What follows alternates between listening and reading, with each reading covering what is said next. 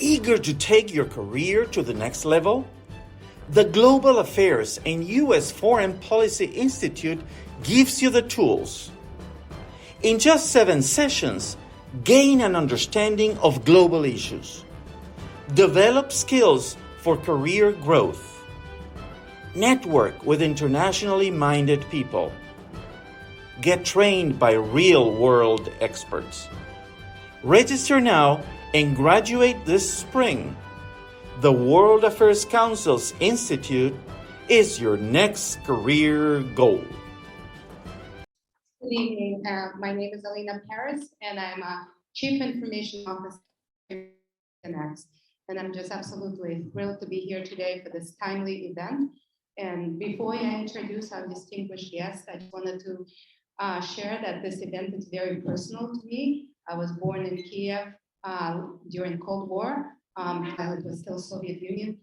We left when I was a teenager, when my brother was just a toddler, and we came to the United States. What you see on TV today, when people leaving, is very personal to me, because we had a community who helped us settle in the United States.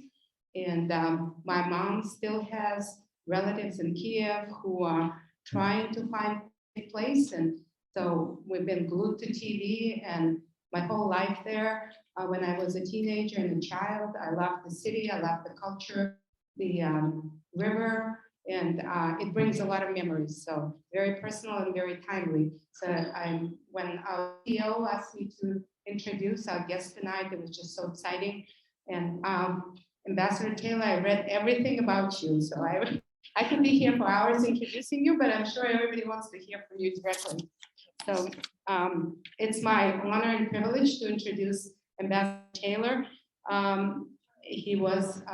He's currently serving at the Institute of Peace. And if you're not familiar with it, the U.S. Institute of Peace was created by Congress to really focus on resolving issues without violence, resolving conflicts without violence. Ambassador Taylor was ambassador in Ukraine during both Bush and Obama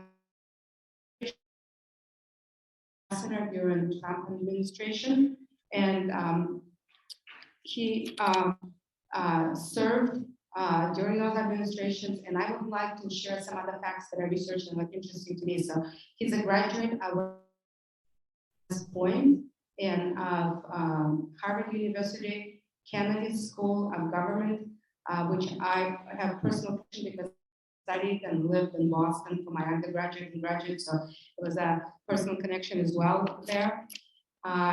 He had a distinguished military career. He served as the infantry platoon leader and combat company commander, both in Vietnam and Germany, and received many honors and medals for his service.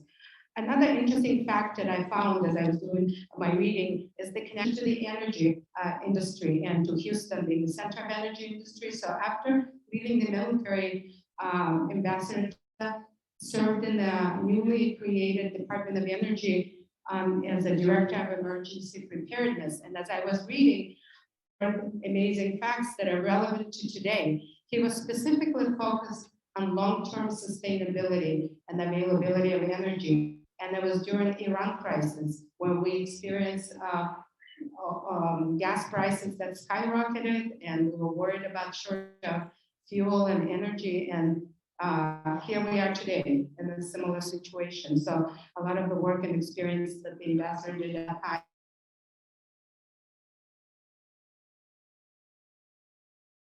to serving in the Department of Energy, he has broad experience in all regions of the world. During Arab Spring, he was overseeing U.S. assistance to Egypt, Tunisia, Libya, and Syria, and was part of the Middle East Quartet that focused on disengagement of Israel from Gaza.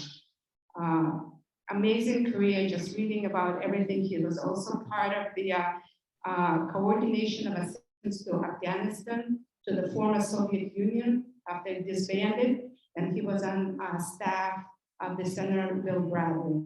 I could go on much more, but I think it's time to stop and welcome Ambassador Taylor, and have a wonderful evening today. Thank you for being here.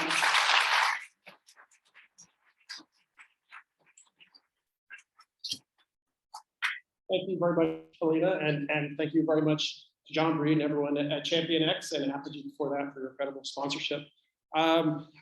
Before we start tonight, first of all, I'd like to say our deepest thanks to Ambassador Taylor. As you may have known, we've been in contact for, I think, 5 or 6 months. This was supposed to be in person. Obviously, very dire situations going on. You're still very clued in, a prominent advisor and expert on Ukraine and Russia and beyond. So we understand why you have to be today. But before we get to tonight, Elena mentioned, refugees from Eastern Europe. I thought, sadly, kind of in what's happening recently, maybe you might recognize the sad passing. You may not have heard about a former Secretary of State, Madeleine Albright, herself, a Czech, refugee from Eastern Europe who came here as a young child or as a teenager, and perhaps, it's pretty horrific and awful to think that we're back there now again. We have already millions of Ukrainian refugees and millions more displaced within Ukraine. So I just thought I would recognize that. And also just because of the importance of what we're talking about tonight, we normally go from 7 to 8, but to allow more time for all of your questions, we're going to go until about 8:15. I've convinced Mr. Taylor to hang around a bit longer. So we'll go until about 8:15 just to be sure we can cover everything. Before we get to the actual war itself and where we're now, Ambassador Taylor, as your bio mentions, you served under both President Bush, 43, and Obama as ambassador to Ukraine, also as the charge d'affaires, the interim or acting ambassador under President Trump. And before that, years of experience with NATO, the rank of ambassador, and special advisor to the Defense Department. You have probably more experience with Ukraine and or Russia than almost any American diplomat in recent history.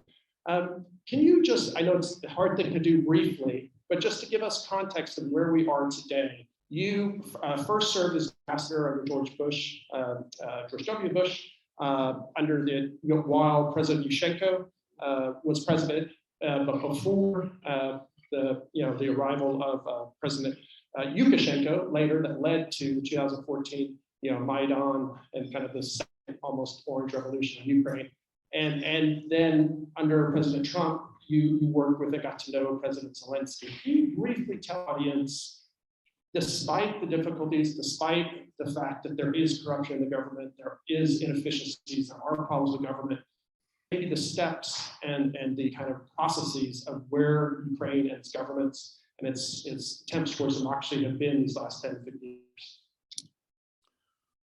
Ronan, I'm very glad to do that. Let me, first of all, thank you and thank the organization for having me here. And let me say that I wish I were there. I wish I were in Houston, and I promise I will do this, because we had, as you said, Ronan, we talked about this for some time. And we were talking about this before the events that we were talking about tonight kicked off. That is on February 24th. So you asked about the general context, and you gave me an opening to do this in the way that I saw. That is, as you indicated, as Olena said, thank you, Olena, for a very kind introduction. And she mentioned, you mentioned that I was in Ukraine in 2006, 2009. And then I stayed in touch with Ukraine during the next several years. And then, as you said, I was asked to go back. Secretary Pompeo asked me to go back in 2019. So I got to see kind of before and after the war. So let me just say, in answer to your question, Ronan, when I was there earlier, 2006, 2009, it was a real, and still is, a real democracy, and the issues that were in front of the Ukrainian people were diverse and range and wildly discussed. And there were people in Ukraine, there are Ukrainians who thought that the Russia model was a good direction. There were other Ukrainians who thought the European model was where they wanted to end up. And there were real debates. There were political parties that had those different views. There were debates about NATO, and there were debates about language, Russia and Ukrainian. And it was raucous. It was lively debates. And in 2014, that changed.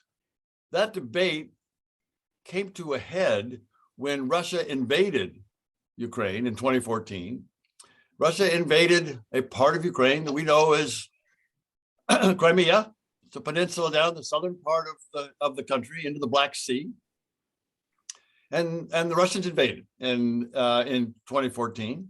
We can talk about the details of that, but the essence is they sent troops into Crimea, and then they sent troops into the southeastern part of Ukraine called Donbass.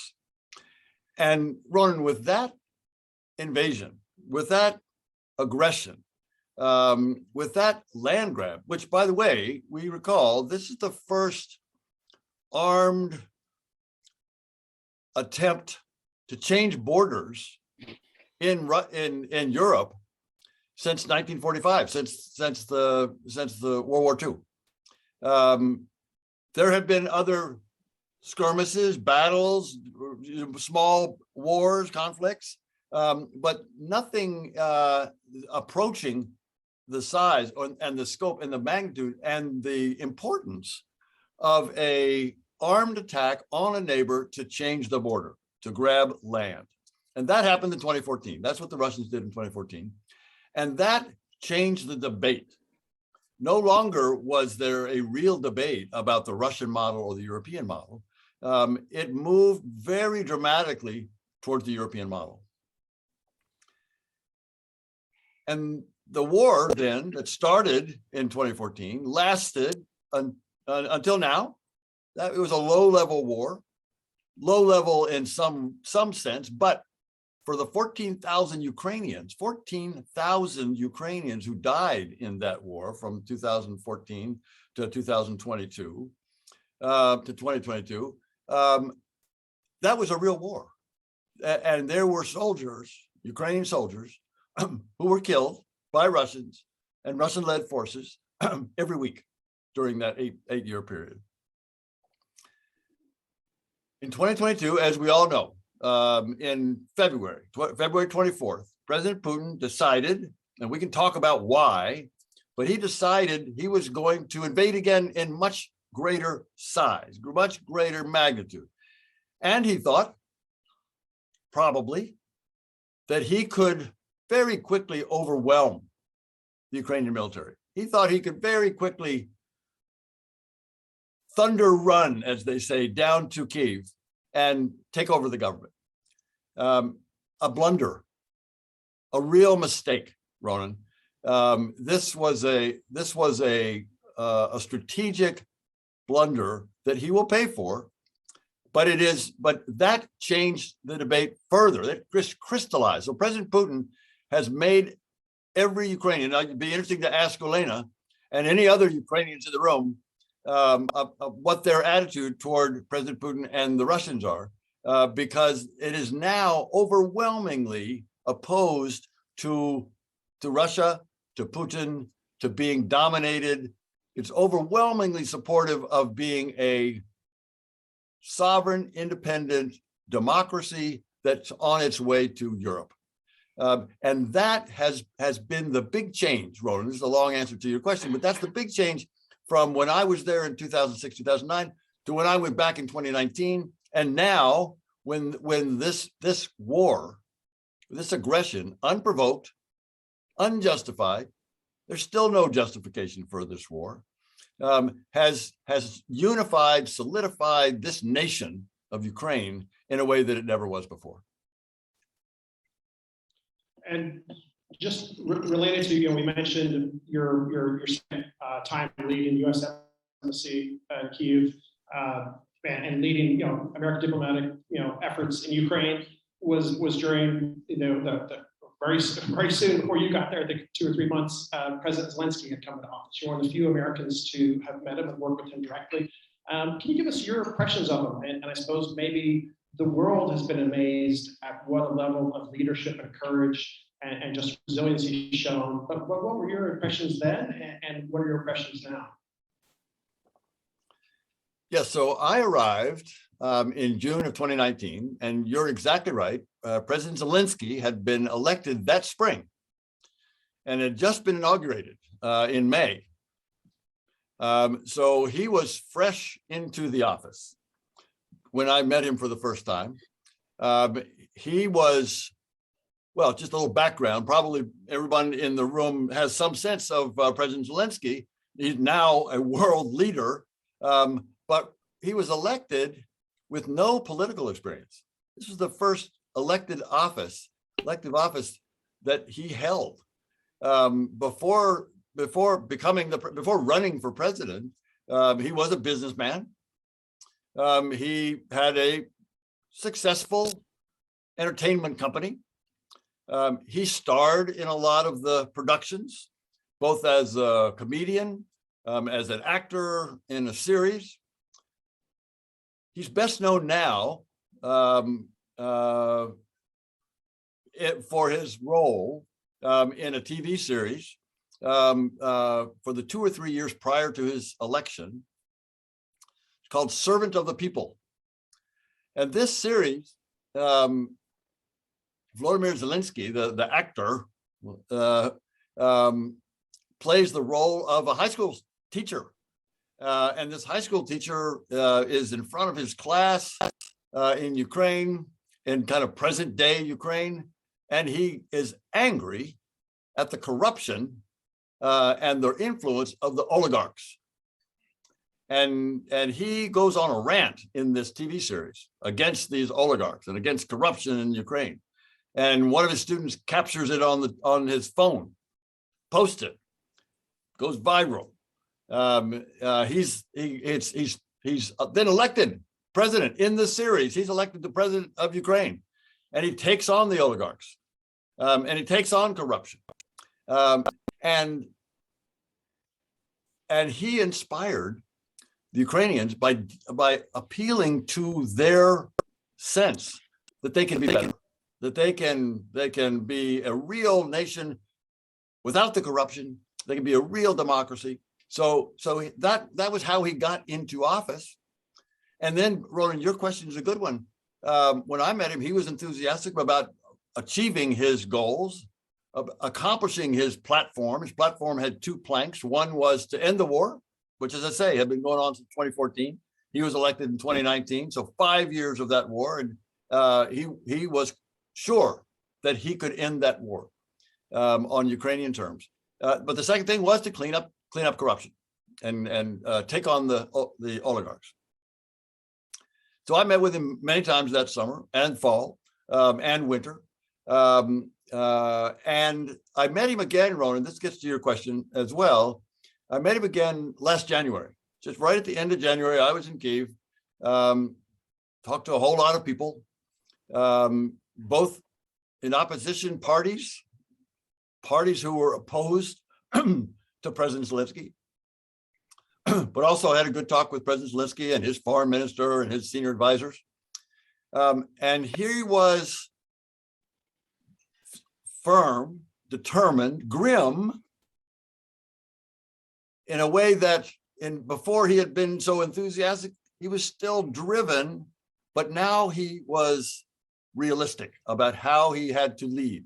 And then in answer to your question, he has stood up. He has moved into that role of wartime leader in a way that probably surprised a lot of people. Probably, Ronan, surprised President Putin.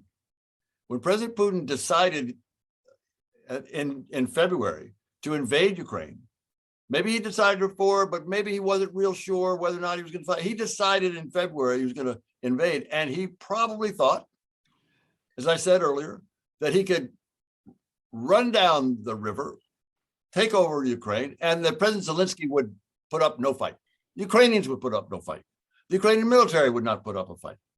And if he thought that, then President Putin was surprised, because President Zielinski stood up, is leading his nation, as I said earlier, a unified nation, a nation unified behind that president.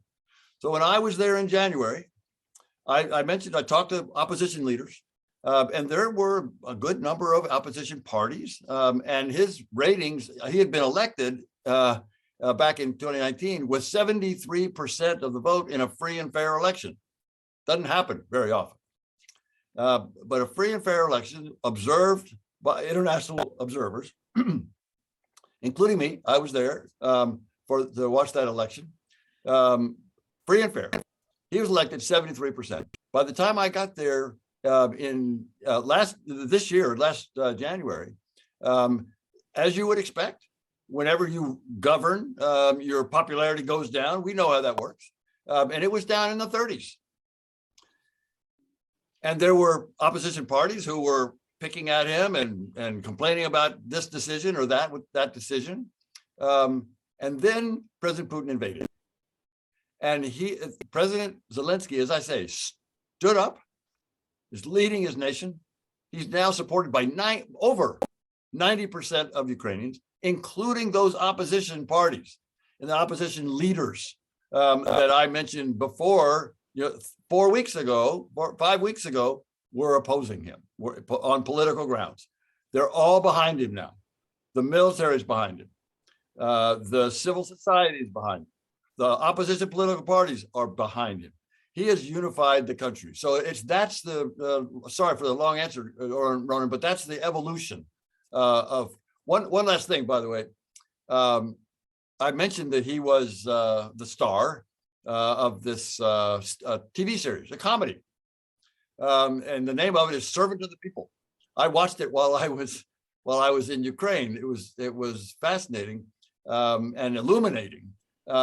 But it's interesting now, and it is back on Netflix. So if you want to watch it, look up "Servant of the People" on Netflix. It's subtitled in English, so you can get a sense of this man. And it's still, I believe, in his native language, it's filmed in Russian. So actually, a lot of Russians, Russia itself, have been familiar with him for many years, right? And just related to Zielinski and Americans' understanding of Ukraine, for a lot of Americans, the first time they heard about him was in 2019. Also a time when you kind of came to the forefront, not out of your own choice, but just out of what was occurring. I don't want to rehash all of what went on, but a lot of people first got to know you in 2019 because your powerful congressional testimony as part of the impeachment of President Trump. And I don't, again, want to go through it all, but maybe you could just comment upon why it was so vitally necessary, whether it's a Republican president or Democratic president, that the United States stay committed these years, even before the war, to military support of Ukraine, and that a foreign policy decision like that should not be even possibly construed to be somewhat influenced by domestic politics. Right, Ronan. This is not what I had in mind when I agreed to go back to Ukraine in 2019. Not at all, because the history of support for Ukraine, going back to independence, when all of the new independent states, when the Soviet Union disappeared in 1991, 1992, since then. There has been strong support, bipartisan support, Republicans and Democrats, House and Senate, administration after administration, Republican administration, Democratic administration. It had been strong support for Ukraine's development. And that continued.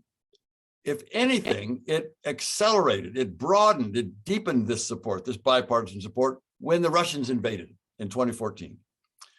And exactly as you say, in 2014 and leading in the Obama administration, but then leading into the Trump administration, the United States strongly supported Ukraine against the Russians and provided military equipment and military training and weapons. There had been, under the Obama administration, there was a hesitation to provide lethal weapons. That is, weapons that can be used to attack tanks, in particular these now famous javelins. The Obama administration decided it did not want to provide those javelins because they were worried it might be provocative to the Russians, and they didn't want to do that. The Trump administration, to its credit, decided to provide those javelins and other weapons, other lethal defensive weapons. We're not talking about tanks. We're not talking about airplanes. We're talking about anti-tanks and anti-aircraft weapons that began to flow in 2018 for the first time. Again, there had been a lot of other support, military support going in, but not the lethal weapons. And that started in the Trump administration and has continued into the Biden administration. But in the summer of 2019, again, as we were just describing, President Zielinski was newly in office, newly inaugurated, and he wanted to make good on his campaign promise to end the war. He knew that he needed the United States. He needed the support of the Americans in order to be able to end that war that had been going on at that point for 5 years. And he knew that he had to have a good relationship between the American government and the Ukrainian government. And he wanted to establish that good relationship. President Trump had sent him a letter, sent President Zielinski a letter when he was first elected in the spring of 2019, congratulating him and inviting him to come to the Oval Office for a meeting. And that Oval Office meeting would have been exactly what President Zielinski needed in order to demonstrate leadership and to demonstrate that the Americans were with him. He needed to be able to show the Russians, as well as the rest of the world and his Ukrainian citizens, that he had a good relationship with the United States. The United States was going to support him, and he could then take on the Russians. So he was eager to have that meeting. There was a phone call, now a famous phone call in July, again, about 2 months after he had been inaugurated, a month after I arrived. And during this famous now phone call, and President Trump and President Zielinski were talking about these weapons, talking about these Javelin missiles that were so effective at being allowing Ukrainians to take on Russian tanks. These Javelin missiles are very effective against Russian tanks.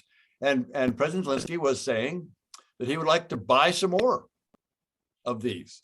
And President Trump famously said, yes, but I need you to do me a favor. That favor, of course, turned out to be an investigation of President Trump's opponent. And President Zielinski was not sure how to react to this.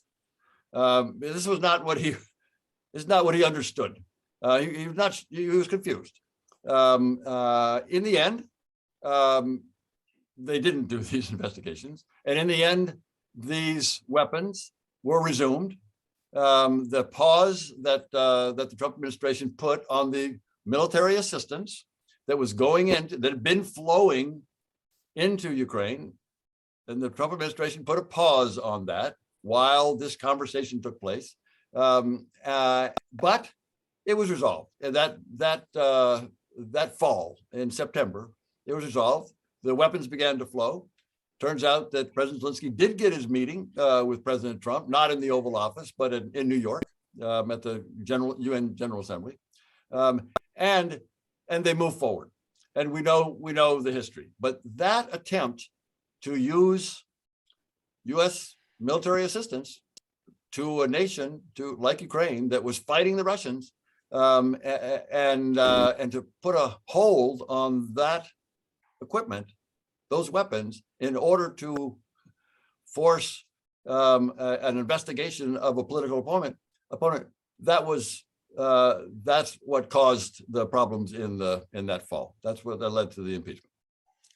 All right, thank you. And then obviously on the other side of the equation, the war, for as kind of admirable and kind of noble as Zielinski's actions have been, we have Vladimir Putin, that's the same first name. Obviously, Zielinski has a Ukrainian version of it, but somebody who prides himself on being unpredictable, somebody who prides himself on being the grand master tactician, but all power resides within him. What you obviously for 20 plus years have known the policy and the actions and impacts of Putin for in many regards. How do you assess it? Some people say he's somebody who initially the West, the US, including initially Bush and then later Obama, thought we perhaps could work with, that maybe he just got changed by the power of the office, or that we only now in the last 5-10 years are seeing the true Putin emerge. How do you interpret him? And then also, in particular, a lot of people say, we don't know if it's accurate or not, in the last 2 years, perhaps there's been even more change. That because of COVID, his circle has gotten smaller. The number of people who have access to him has gotten smaller. He's spending more time in Sochi, spending more time in the big, his big compound on the outskirts of Moscow. But that he is becoming that much more elusive, and some people even say perhaps he's sick. That's why he has these huge long tables way away from everyone. He does immunocompromised, or he has a national security meeting where the closest person is 30 yards away. How do you assess Putin, where he come from, and really, most importantly, where he is now? So Ronan, no one really knows. I don't think anyone really knows what's going on inside President Putin's head. That said, there are many people, and you've just cited the research of many people who have studied this man and have written about him.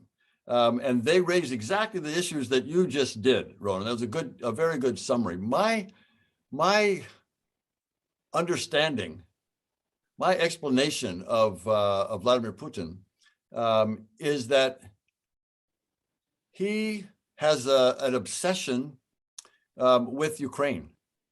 That is, he has famously said that the dissolution of the Soviet Union in 1991 was the single greatest geopolitical catastrophe of the last century.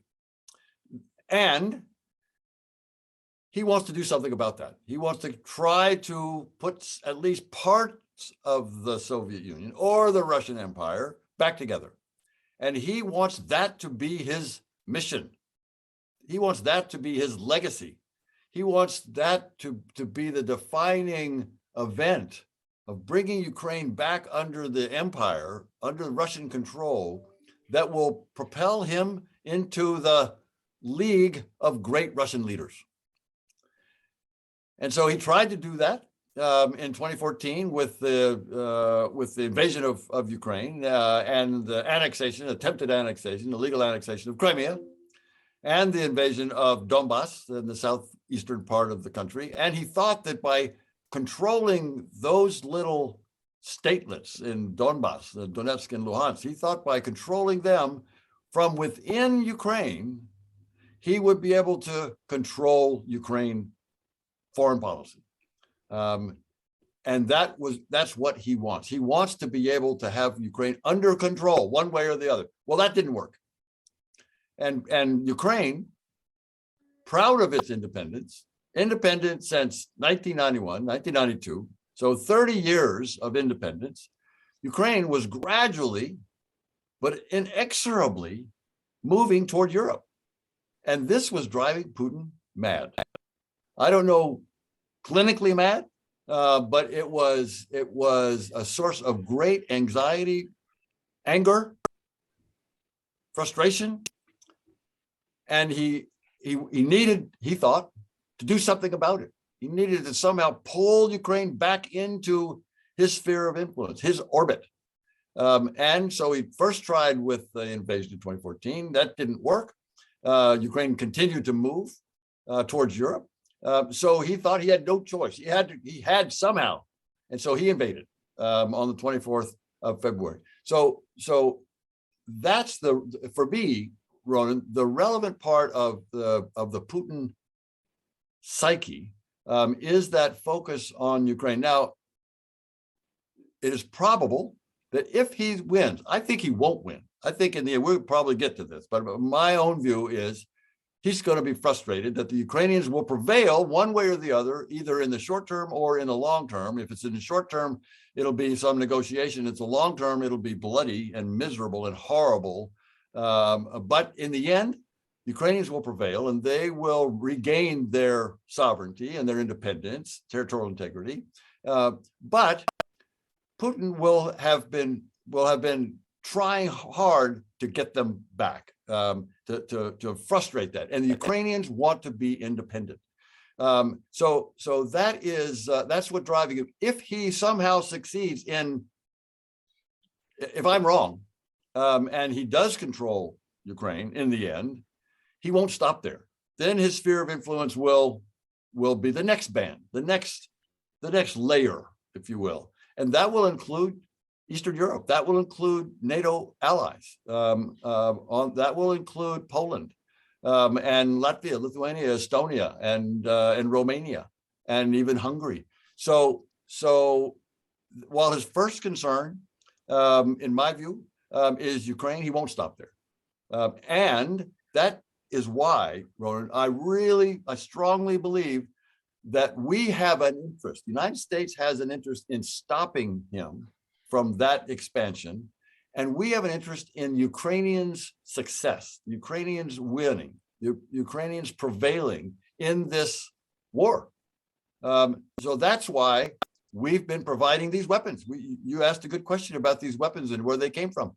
And now we are flowing those weapons in great numbers. The spigot is not quite all the way open, but it's really open wide, and there are weapons going in, and we are putting sanctions on the Russians to reduce his ability to pursue this war, because we want Ukraine to win. We want Ukraine to prevail, and that will be good for us and for the United States. But that's kind of my thinking. Long answer to your question about Putin. And I know you're not a military analyst, unlike most ambassadors I know. You also are a West Point graduate, a distinguished infantry officer in the Vietnam War, and also served in Germany. So, I don't expect an expert answer, but outside of the first week or so, when the Russians might have proceeding, how you expect a cruise missile strikes, hundreds of special forces dropping in to take the airport, try to take the airport north of Kyiv. Where we are now is much more disastrous, much more calamitous for the civilian population, especially in Mariupol. Up to maybe 60–70% of the residential buildings have been hit and were destroyed. I know it's impossible to know for sure, but I think this is just kind of where they feel they've gotten to, because they can't establish air superiority and more accurate strikes from a plane. Or it's just a Russian kind of military tactics, traditions. They destroyed Grozny in the Chechen wars to finally beat down the resistance. With Assad, they helped destroy most of East Aleppo to beat down the resistance and get the civilians out. Or do you think this is perhaps even more purposefully done to inflict civilian casualties and, more importantly, inflict civilian terror, so that the Ukrainian people might get to the point of begging Zielinski to even accept bad terms for negotiation? So, Ronan, I think you've outlined the various theories of the case of what's going on militarily and politically. And you're right. The first phase of the Russian military campaign was based on what turns out to be terrible intelligence. Was based on an assumption that probably President Putin had and inflicted on his generals a flawed intelligence estimate of the Ukrainian military. He thought that his military was better than it was, and he thought that the Ukrainian military was worse than it was. It turns out the Ukrainian military is very strong, and it turns out the Russians are not doing very well at all. And so that first phase, where they thought they could just run down the river, the Dnieper River from Belarus into Kyiv, failed. And as you say, the Ukrainian military has stalled that advance, stalled it outside of Kyiv. Now they've gone into the second phase. When that first one didn't work and their ground forces bogged down, now they're doing exactly what you said as well. They are now just lobbing missile after missile, ballistic missile, short range, medium range, air attacks, long range artillery, cruise missiles. They've apparently even used these crystals, these supersonic, hypersonic weapons. they're throwing everything, all of these long range fires at the cities, probably, Ronan, to do what you said. That is to try to terrorize the citizens, to hollow out the cities, to make it possible for them to take over the cities, to invade, to occupy the cities. And in the end, the Russians would like to be able to put their own puppet in, or, as you said, if they can make it so miserable that the Ukrainian people will beg for mercy and force President Zielinski to sign some agreement, that's what the Russians would like. Now, it turns out that, again, in a misunderstanding of the Ukrainian people, the Russians have miscalculated because the Ukrainian people are pushing back, are resisting, are fighting back, and are inflicting great damage on the Russian military. They are not caving. They are suffering horribly. You're exactly right. And the civilians are suffering terribly because the Russians are intentionally attacking civilian targets. It's very clear. In the last couple of days, yesterday, the United States State Department concluded that exactly what President Biden had said and Secretary Blinken had said, that is, these are war crimes. They're war crimes because the Russians are attacking civilian targets intentionally. This is not stray rounds. These are intentional attacks on apartment buildings, on schools, on hospitals. This of course, this is a war crime, and that's what they're after. They're after terror, and the Ukrainians are not giving up. The Ukrainians are not they're not giving in to that terror tactic. So the Russians have only been able to occupy one major city. And that's Kherson. That was actually the city that I've been to a bunch of times. And they've been able to get into that city and try to control it, but they've not been able to control it because the Ukrainians living in Kherson are in the streets every day in their flag, waving their flags, making it clear that they are not going to be governed by the Russians, making it clear that they are not going to cave, making it clear they're going to continue to resist. And that's what will happen around the country. So the Russians, again, so this maybe leads into this question, Ronan, that we talked about earlier. That is, how does this end? Is it short or is it long? If the short version, that is the version of this war that ends relatively quickly, will end in some kind of a negotiated agreement between the Russians and the Ukrainians. And that will only happen when President Putin recognizes the problem he's gotten himself into. He will only negotiate when he has to, when it's clear he's not going to win on the battlefield, when it's clear to him that the military effort has bogged down, exactly as you were describing, exactly as we just described. When he realizes that, there may be a negotiation that gives him something, or at least he can tell the Russian people that he got something for all of that, for all of those 15,000 Russian soldiers that have died, or by that time more. He's going to have to find some way to tell those families and the Russian people more broadly that he got something for that war. And he got something for all of the pain that they felt in their economy, in their daily lives, in their quality of life. And there could be a negotiation. And that negotiation, we can talk about what might go into that. There's a longer, bloodier version, and that is that Mr. Putin continues the fight, that the Ukrainians will continue the fight. Ukrainians will continue to resist, even if President Zielinski has to move out of Kyiv. He's refused to move out of Kyiv so far, but he might have to at some point. The Russians have a lot of soldiers that they can still throw at this war. And President Zielinski may have to go somewhere else to lead his country from the southwestern part of the country, for example, where there are the Carpathian Mountains, you might be able to, or other places. He will continue, and the United States and the rest of the world will continue to recognize President Zielinski and his government as the legitimate government of Ukraine. No one will recognize a puppet that the Russians try to put in Kyiv to govern, just like in Kherson. That will happen across the country. That is, the Ukrainian citizens will resist, and that will be a long, grinding battle. In the end, I am convinced that the Ukrainians will prevail. And in case it couldn't get more horrific to think about, 2013, no one would have said, "Oh, Putin's going to take over Crimea," but Putin's going to, in essence, invade and support an uprising and change the borders in Luhansk and Donetsk. For weeks up to this war, the Biden administration and our senior intelligence leaders were saying there's a very good probability that this war is really going to happen.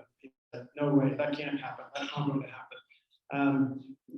What are your perspectives on either the likelihood that the Russians get a false flag attack, kind of fake or create a video, or somehow stage it themselves, a biological or chemical attack, to either get something for themselves or actually even just blatantly use biological and chemical weapons? They supported Assad when he's used biological weapons, 1,400 different times in Syria. And maybe even more dire than that, if Putin gets desperate enough and concerned, he might use a small tactical nuclear weapon. So that, of course, would bring this war to a whole different level. It would bring President Putin, Vladimir Putin, to a whole new low level, a new depth of depravity, a new status of pariah leader, pariah nation, who would use chemical weapons, biological weapons, nuclear weapons against a much weaker opponent.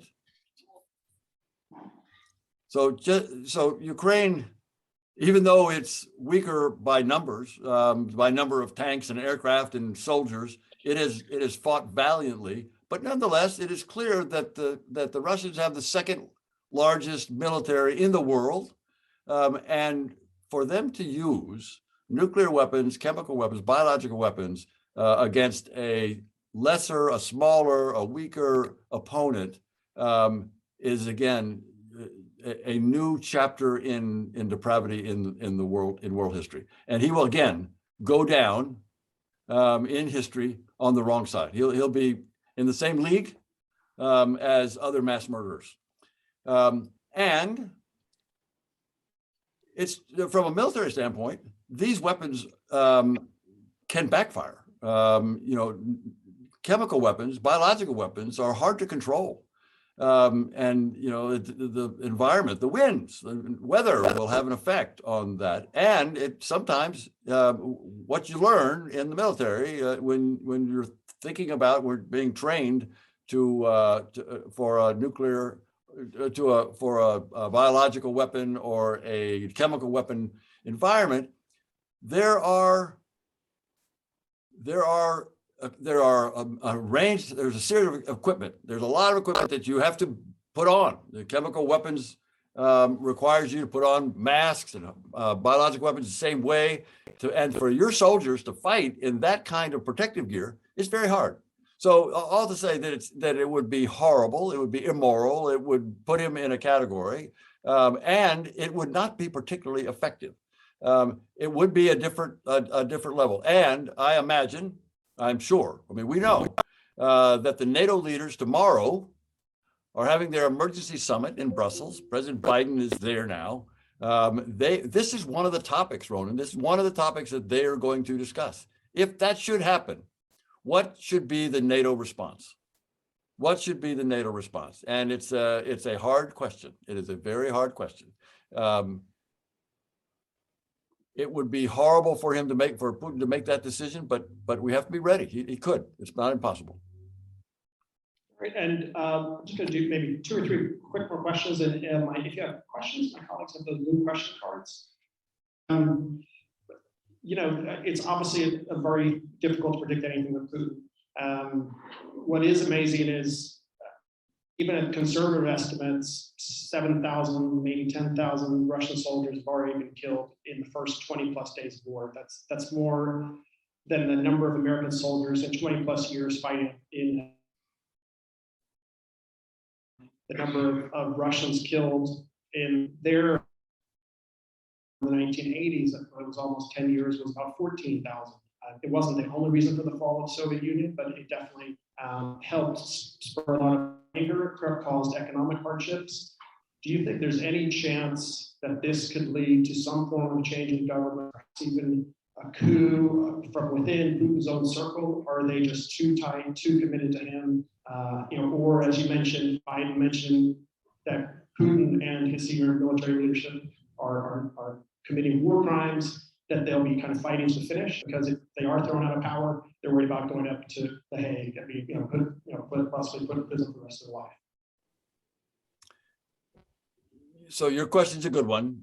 Is there any chance that that other Russians would move against President Putin, whether it's the kind of the palace coup or the color revolution from below, from the opposition? It is possible. It is certainly possible. It may not. It's not probable. I wouldn't say there's a good chance, but there's not. It's not zero probability. One senior general, Ronan, just before Putin's fateful decision to invade, a senior general retired. He was a pretty hardcore general when he was on active duty, and he was the leader, the president of the Retired General Officers Association, and he sent a letter to President Putin saying, "Mr. President, don't invade. This will be a mistake." And he said, this was so interesting. It gets exactly to your point, Ronan. This general told President Putin that this war would not be popular, and it might destabilize the Russian political world, and it might even destabilize the Putin regime. And this general even used the word uprising. There could be an uprising. So that's the kind of the color revolution, or what happened in Kazakhstan, or what's happened in Belarus, or what happened in Ukraine a couple of times, or in Georgia.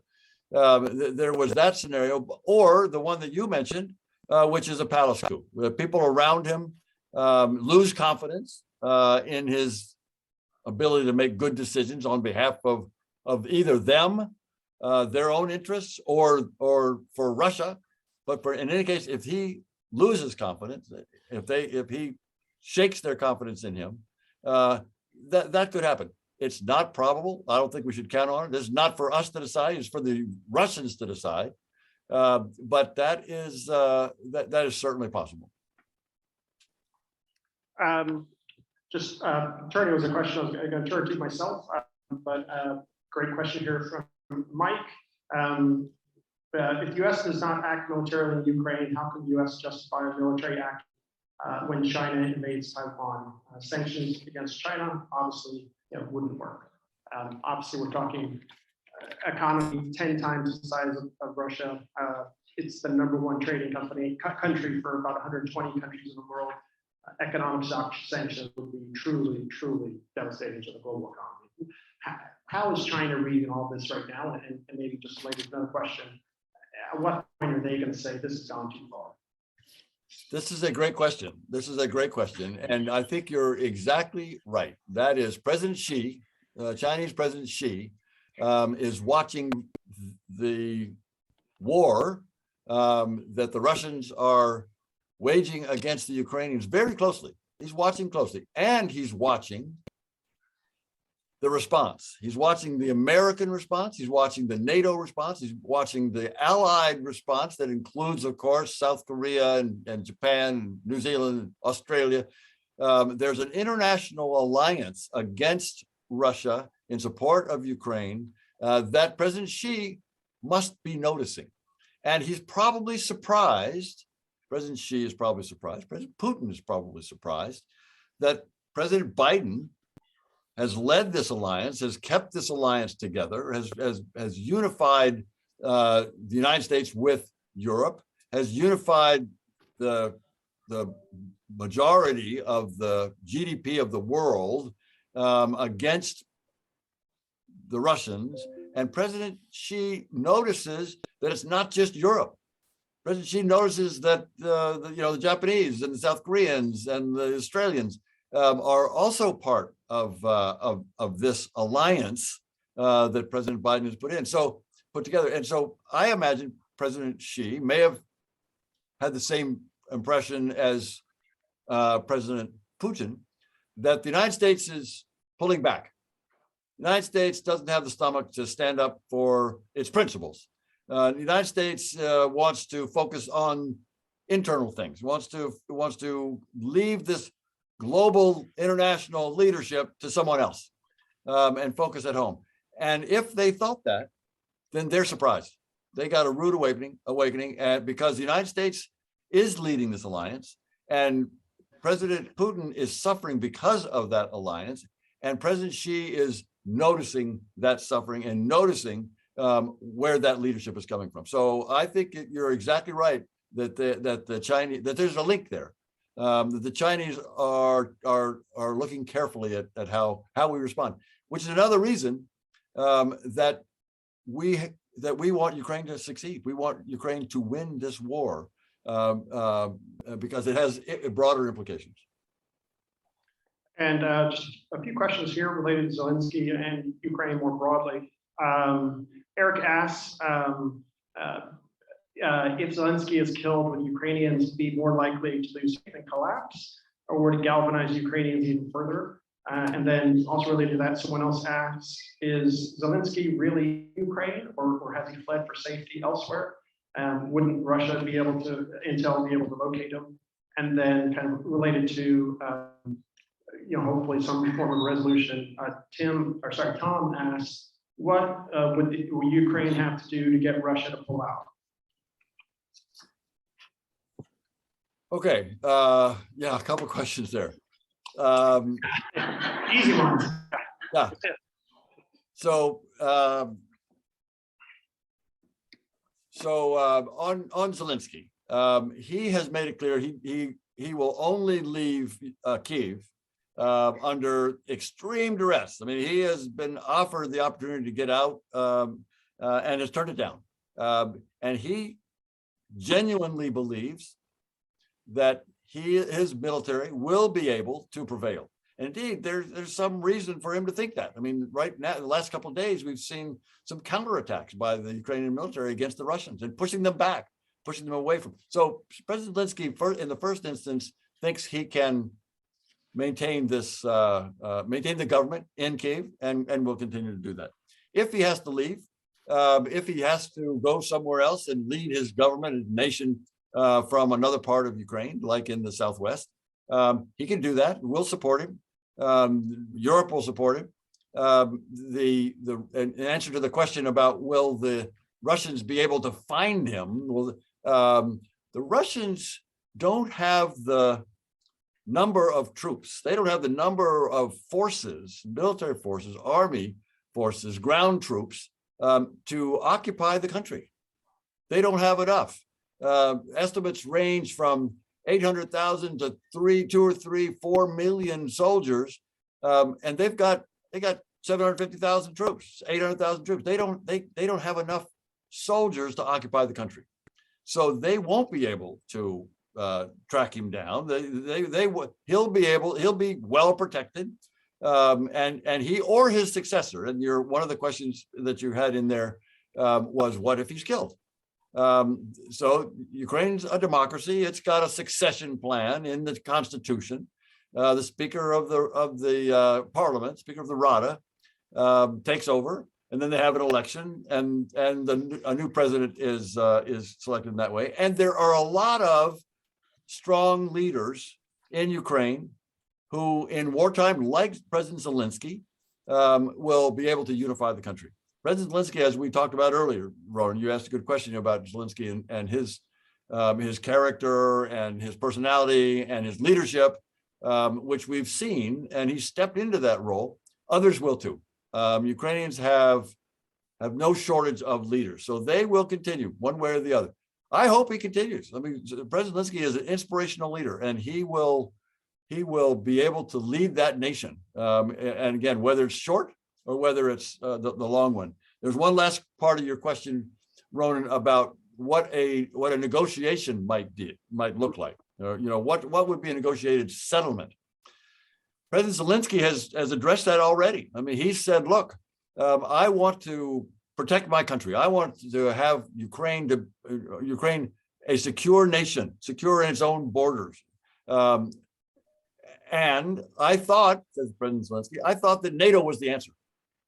And he's concluded that NATO is not the answer. He would like to join NATO, but NATO has said not now. Maybe later, but not now. And President Zielinski wants something now. He wants to be able to tell his people and to be clear that he has assured their security. And so he's looking for other ways to do that. And that maybe it's in NATO, but that's too far out. Maybe it's not in NATO. He's looking at other models. There are nations in Europe who are in the EU, not in NATO, have their own military. And he's Austria as an example. Austria is neutral. It's not in a military alliance. They would commit not to be in a military alliance, but it's security. If Ukraine were to adopt this model, Ukraine would look for guarantees from Russia, United States, Great Britain, France, China, Turkey, Germany. The Ukrainians, if they were to give up on their goal to go to NATO and adopt a more Austria-like neutrality, they would demand in that treaty, in that agreement, some guarantees from Russia and the United States and these other nations. And that, we should think about that, Ronan. That should be an issue that we could decide ourselves if we would give that guarantee. And just quickly related to that, Ukrainians would probably say the Budapest Memorandum in the 1990s, we agreed to give up the third largest nuclear arsenal in the world in response to Russia guaranteeing to respect our borders for eternity. So, I mean, might they just say we can't trust that? Of course they would. Absolutely they would. And that's why they would seek and demand guarantees beyond what the Budapest Memorandum gave them. The Budapest Memorandum gave them assurances and gave them a mechanism to call a meeting if they're invaded of the other signatories to the Budapest. Well, that didn't, as you just said, Ronan, that didn't stop the Russians from invading them in 2014. So that's not good enough. And they know that. The Ukrainians know that all too well. And so what the Ukrainians are saying is the guarantees, this time real guarantees, not just kind of mushy assurances, the guarantees would be like the guarantees that the NATO alliance gives its members. That is, if you're attacked, we're with you. An attack on one is attack on all. And that's the kind of guarantee that the Ukrainians will ask for from the Americans and from the Russians and from the Chinese and from the Brits and the French and the Germans and the Turks. So they have learned that lesson on the Budapest Memorandum, Ronan. You're exactly right. Two good questions. Russia is a different place than it was 20 years ago, and so is America and the American public. A lot of Americans are war weary after almost 20 years in Afghanistan and years and many more American deaths in Iraq. One person asked, with the removal of troops from Afghanistan, would you expect more, or actually maybe I'll start with the first question. First of all, someone asked, why didn't the US and the West react more strongly when Russia invaded Crimea in 2014? Didn't that reaction embolden Putin? And then related to that, where we are now, someone asked, with the removal of troops from Afghanistan, would you expect more military support in the United States in favor of Ukraine and progress of Russia? So two good questions. the 2014 reaction was mild, let's just say. When the Russians invaded Ukraine and tried to illegally annex Crimea in 2014, first land grab, military change in border since 1945, caught us by surprise. I will tell you, it caught us by surprise, caught the world by surprise, caught the Ukrainians by surprise. And it took a while to generate agreement about the response. And even when they generated agreement, it was not a strong response. I mean, there were sanctions. And the sanctions really didn't take place until the following year, 2015, when the Russians shot down that civilian airliner, and that galvanized the Europeans. So that the Europeans finally came on board with these sanctions. We'd already put sanctions on, but the Europeans came on. But the point there is it was slow, and it was not a harsh set of sanctions, and there weren't military responses. That is, we didn't arm the Ukrainian military. We didn't move troops into Eastern Europe out of concern for our own security. So yeah, the mild response probably suggested to President Putin that he could get away with it again. So that's the first question. But then your question about Afghanistan, or the person's question about Afghanistan. This forever war concern, not just President Biden, but President Trump had talked about it. President Obama had talked about these forever wars. I mean, this is something that had gone for 3 administrations. And so probably President Putin observed that and said, the Americans, I mentioned this before, the Americans don't have the stomach. They're tired. They're going to withdraw into themselves. They're going to focus on their own problems. And so that's an opportunity for me, President Putin, to invade or do whatever. And again, President Xi may have the same thought. And the withdrawal from Afghanistan was both the decision to pull out, but also how we pulled out. Didn't cover us with glory. It was not we didn't do that well. And that could have given Putin and Xi and others the sense that, this is not that powerful a nation. We don't have to worry about this. Well, that changed. And maybe it was because of Afghanistan that the Biden administration decided it's going to stand up. It's going to rally the world. It's going to put these harsh sanctions. These are the harshest sanctions that any nation that have been imposed on any nation in history. These sanctions. So a friend of mine told me that the sanctions, this goes to your question, the sanctions that we put on Russia after 2014, after they invaded the first time, were on a scale of 1 to 10, about a 2. And the sanctions that we put on Iran were about a 9. And the sanctions we put on Russia are 9.5. They're even greater than we put on Iran. We knocked them out of SWIFT, but we also sanctioned the central bank, the Russian central bank. That's the financial nuclear option. And so all to say that for whatever reason, maybe in reaction to Afghanistan, and to say, if the world thinks that we're pulling back into ourselves, then we're going to demonstrate leadership on this issue. And I've been amazed and pleased, Ronan, that the American people and nations around the world, citizens of nations around the world, have really supported Ukraine and really opposed the actions by the Russians. Europe. I mean, look at the change in just Germany in the past month.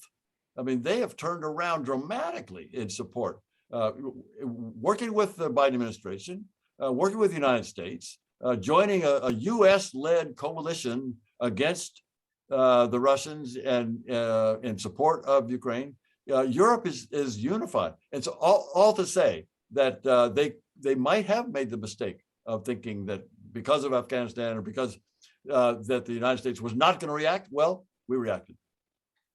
And just for the sake of time, I'll just do two more questions. Thank you again so much for saying late, Ambassador. Just to combine two questions that are related. Thank you, Jackie Liu, a student at Lone Star College. Always love having student questions. Jackie Liu asked, how are citizens from Russia reacting to this war? And then related to that, Barton asks, says, I have heard from Russian contacts that many Russians are believing in propaganda, Putin's propaganda, that Russia is trying to liberate Ukraine from neo-Nazis. Is the US and the West trying to do anything to counter propaganda so that Russians know the truth and hopefully do not support Putin? You're right, related questions and two very good ones, both Jackie and Martin. The Kremlin controls the message. The Kremlin controls the Russian media, there's no doubt. There are very few ways, not zero, there are a couple of ways that Russians, if they try, can get around these controls that the Russians have on the media. I understand, for example, that YouTube is still available, that Telegram is still available. They may not be after this week, but there are ways that the Russians can get some news. I understand, to Martin's question, are we doing anything about it? The US government is doing some things, but private citizens are doing some things. I mean, I don't know if you saw, Arnold Schwarzenegger put together a message, a video that is circulating in the Russian media, and people are responding to it. So we know he can get through. And Schwarzenegger is saying to the Russians, whom he respects. I mean, the Schwarzenegger message there is, look, I have great respect for the Russian people.